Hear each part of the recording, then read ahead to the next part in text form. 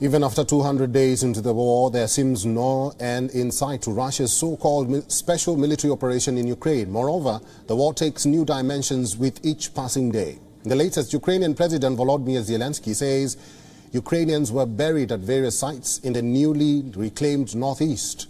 The latest allegations of torture follows discovery of mass graves in areas in and around Izium.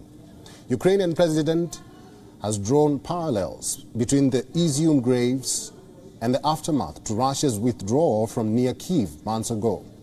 There was no immediate public comment from Russia, which denies targeting civilians. Meanwhile, more bodies were found in a mass burial site in northeastern Ukrainian territory. Now, the governor of Ukraine's Kharkiv province says the bodies that were found had their hands tied behind their backs. Now, United Nations Human Rights Office said monitors will be sent to Izium to try to establish a bit more about what may have happened. Meanwhile, on Ground Zero, at least 4 Russian-installed officials were killed and several people wounded in attacks on 3 different areas of Ukraine occupied by Russian forces. Russian-backed separatists Kherson says Ukrainian forces bombarded several government buildings, killing at least 1 person. Further, the Ukrainian forces claim they repelled 3 Russian attacks north of the eastern city of Donetsk. It further added that sea-based missiles targeted areas of the Odessa port region but were destroyed by anti-aircraft units. Away from Ground Zero, NATO officials' Western sanctions have started hurting Russia's ability to make advanced weaponry.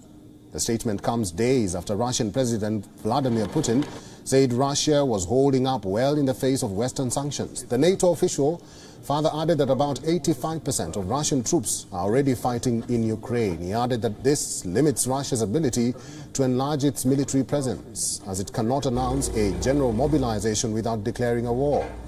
The official, however, acknowledged that Russian industry could still manufacture a lot of ammunition. They are hampered more and more by the sanctions, because some of the components that they need for their weapon systems actually came from Western industry.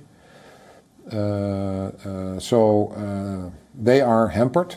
We now see the first serious signs of that in terms of their ability to produce, for example, the replacement of cruise missiles and more advanced weaponry.